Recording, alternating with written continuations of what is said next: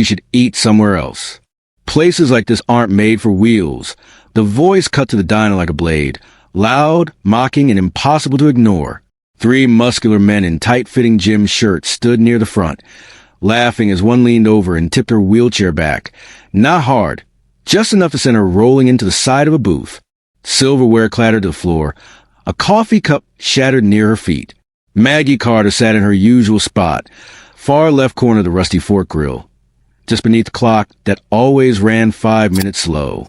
It was the kind of place where the coffee burned your tongue and the vinyl boots creaked if you leaned back too hard. But Maggie liked it that way. Predictable, simple, safe. She wore her Army Special Forces pin on the collar of a faded button-up shirt and rolled silverware into napkins with the quiet precision of someone trained to plan missions under enemy fire. The manager gave her short shifts during lunch rush. Nothing too heavy. She never asked for more. She didn't have to. Maggie was 68, a retired colonel who'd led Special Forces teams through 3 tours in Afghanistan. The last one had taken her right leg's mobility and a good chunk of the trust she once had in the world. Her wheelchair squeaked slightly every time she shifted weight, but she preferred it to struggling with canes. It was honest. Her hands, though weathered in line with age, moved with a kind of grace you didn't expect from someone who commanded elite soldiers in combat zones. She kept her routine tight. Roll, fold, place, repeat. The quiet helped her breathe, and on most days that was enough. The customers here rarely bothered her. Some nodded respectfully. Others avoided eye contact like her wheelchair made them uncomfortable. Maggie didn't mind. She wasn't here to be noticed, just to keep busy, keep steady. A worn leather wallet sat in the pocket of her cardigan, containing a single photo, one of her and her unit before the ambush. Her smile in that image was wider than any she'd given in years. She hadn't taken out in a long time, didn't need to, until today. Because today, the piece she'd stitched together with quiet corners and second-hand uniforms was about to be ripped open. The kind of noise that didn't just break silence, but spit on it was about to walk through that front door. The door slammed open with the kind of force that rattled the ketchup bottles on the counter. 3 men stepped in, boots heavy, jackets louder. Reed was clearly the ringleader, broad shoulders, sunburnt neck, and a permanent sneer that made everything sound like a threat. Behind him, Vince and Mac followed, both built like linebackers, wearing shirts that strained against their gym-sculpted muscles. Their laughter hit first. Rough, sharp, the kind meant to claim space whether it was given or not. Maggie didn't flinch, but she felt it. A shift. The air thickened like right before a thunderstorm. Reed spotted Maggie almost immediately. "Well, look what we got here," he grinned, nudging his buddies. "Someone roll in from a retirement home?" Vince chuckled. "Nah, that's Grandma G.I. Jane.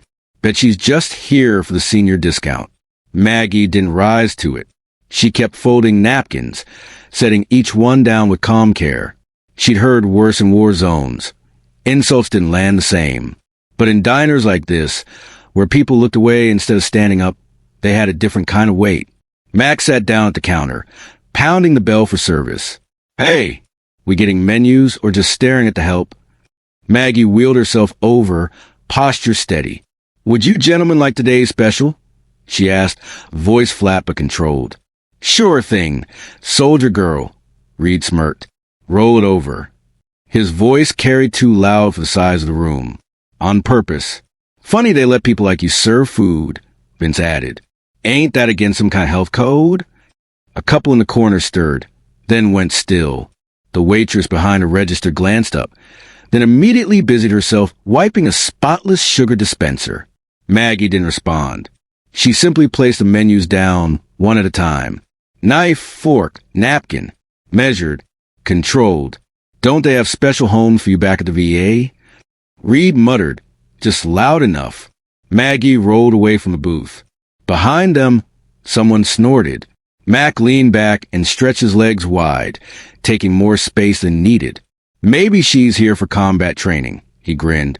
Lesson 1. How to serve coffee under pressure. The first crack had formed in the piece. The second one was coming fast. Maggie made her way toward the coffee station, steady hands reaching for a fresh pot. Her wheelchair bumped softly against the counter as she poured, her focus tight, her breathing controlled. Behind her, the laughter rose again. Reed had something new to say.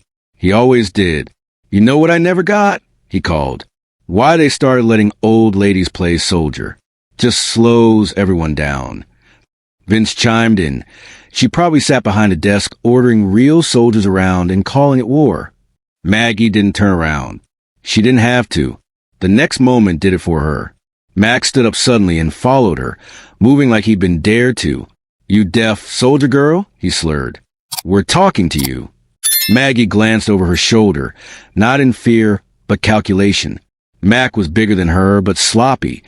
The kind of threat you don't engage unless forced to. He stepped closer. Then he grabbed the handles of her wheelchair. No warning, no permission. Before Maggie could react, he yanked the chair forward with a violent jerk. The front will clip the leg of a nearby table. The tray flew from her lap. Hot coffee splashed against her arm. A fork skittered across the floor, and then came the sound Maggie hadn't heard in years. Her own body hitting the ground hard. Her right leg twisted underneath her, pain lancing through her hip as metal pressed into bone. The diner went dead silent. A busboy froze mid-step. The waitress behind the counter gasped but didn't move. A couple near the window stared into their drinks. No one stood up. No one said a word. Mac laughed. So did Reed and Vince. It wasn't loud now. It was meaner, quieter, satisfied. On the floor, Maggie lay still, her hands pressed against sticky tile, coffee soaking into her slacks. Her wallet spilled open nearby, and from it slipped a folded, faded photograph. Her unit, years ago, standing proud in the Afghan mountains. Someone had written on the back in permanent marker, "She led us through hell and brought us back." Maggie didn't cry, but the silence in that diner had never felt heavier. She pushed herself up slowly, not because she was weak, but because the moment demanded it. Her hands moved with trained precision, her jaw locked, her breath steady. No one helped her. The laughter had faded now. The men leaned back like they owned the room. Reed muttered something under his breath about government handouts, but no one even responded. Maggie reached for a chair, uprighted it with one firm motion, and climbed back into it like she had 1,000 times before. Her face didn't flinch, but her uniform, her shirt, her slacks, her Army Special Forces pin, were soaked in coffee and silence. A crumpled napkin brushed past her wheel. She didn't even bother to wipe the stain. At the front window, a boy around 9 sat frozen in his seat, wide-eyed. He hadn't blinked in a while. "Dad," he whispered, "is that lady a soldier?" His father turned to look. A middle-aged man in a weathered ball cap, his jacket lined with old campaign patches. "Iraq, 1st Infantry Division." He didn't answer right away. He looked at Maggie, at her steady hands, her clenched jaw, her wet sleeves, and at the photo on the floor beside her, the one with the word "lead" scrolled on the back. Finally, he said, "Yeah, Tommy, she's a real one." Then he stood up calmly, quietly walked toward the door, and pulled out his phone. Outside, the light had turned gold. The town lay quiet in its afternoon lull. The man stood on the gravel beside his pickup and brought the phone to his ear. "Yeah," he said. "This is Captain Williams. I need to report something." A pause. "No, not official. Personal, civilian ground. But it concerns one of ours." Another pause. "You're going to want to send a team. Trust me." Inside, Maggie sat still at her corner table, adjusting the sleeve of her soaked shirt. Her hands moved over her lap like they were brushing off dust, but they lingered at her chest just long enough to press against her heart. She didn't know it yet, but they were already on the way. The boy, Tommy, watched her with undisguised curiosity. "Dad says you're a soldier," he said when his father returned to the table. Maggie looked up, something softening in her face for just a moment. "Was," she corrected gently. "Army Special Forces. A long time ago." Tommy's eyes widened. "Like the Green Berets? The ones who go behind enemy lines." A hint of a smile crossed her lips. "Something like that." Reed snorted from across the room. "Story time with Grandma. How cute." Tommy's father rested a hand on his son's shoulder, eyes still on Maggie. There was something in his gaze, recognition, perhaps. Respect, definitely. Sometimes, he said to his son, but loud enough for the whole diner to hear. The real heroes are the ones no one notices until it's too late. Reed rolled his eyes. Vince and Mac chuckled. Tommy just stared at Maggie with newfound wonder. And Maggie, she straightened her back, squared her shoulders, and for the first time since they'd entered, looked directly at the three men.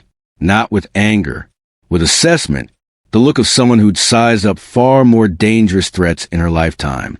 30 minutes passed. The bikers had grown louder, more relaxed, like nothing had happened. Reed waved for a refill. Vince played with a butter knife. Mac leaned back in his chair and propped his boots on the table, his laughter rising again whenever someone dared to look his way. Maggie stayed in her corner. She didn't speak. She didn't serve.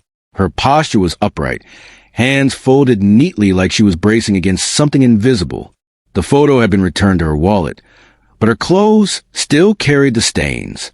Tommy kept glancing between his father and Maggie. His father checked his watch, then nodded slightly to his son, a silent reassurance. Outside, the afternoon stretched on, indifferent to the tension building within the diner's walls. Cars passed. Occasional customers came and went, giving the three men a wide berth. No one sat near them now. The waitress served their food quickly and retreated. Maggie's hands, steady as ever, began folding napkins again. Roll, fold, place. The rhythm of it seemed to calm her. Or perhaps it was simply habit, the kind soldiers developed to manage the waiting. And soldiers know all about waiting, for orders, for action, for backup. In this case, for justice. The clock ticked past another minute, and then another. Then it started with the sound of tires on gravel, the kind of sound that didn't belong to a regular car. Outside the diner, a military Humvee rolled up slowly, dust curling around its wheels. The Army Special Forces insignia gleamed on the side panel. It parked directly in front of the entrance, engine idling. Quiet but commanding. Inside the diner, the noise stopped. The door swung open with military precision. 3 soldiers stepped in. They didn't say a word. They didn't have to. The first was a major, barrel-chested and gray-haired, walking with a slight limp and a polished cane in hand. His eyes swept the room like he was checking a perimeter. Behind him came a younger soldier, a captain, tall and clean-cut, his posture perfect. The third was a female sergeant major, her uniform adorned with a row of ribbons and combat medals that shimmered under the fluorescent lights. Her presence alone shifted the air. The silence in the room thickened. Even the waitress stopped mid-step, her tray tilting slightly. The 3 men froze. Vince slowly put down his knife. Reed blinked like he didn't understand what was happening. Maggie didn't move until the major stopped directly in front of her table. He stood tall, squared his shoulders despite the limp, and offered a textbook salute. "Colonel Carter," he said, his voice gravel and steel. "Forgive our delay." Maggie's body responded before her mind could catch up. She returned the salute, sharp and steady, and for the first time that day, her eyes sparked not with fear, but with something that had been missing for years. Recognition. Respect. The diner held its breath. No one moved. No one spoke. The 3 soldiers stood like statues, uniforms crisp, boots unmuddied by the dirt of the world outside. The kind of presence that didn't ask for silence. It commanded it. The sergeant major stepped forward, eyes fixed on Maggie. Her tone was calm, but every syllable landed with authority. "We received a call from one of ours," she said. A decorated officer had been publicly harassed on civilian ground. She let her gaze shift slowly, deliberately. It landed on the corner booth, on Reed, on Vince, on Mac.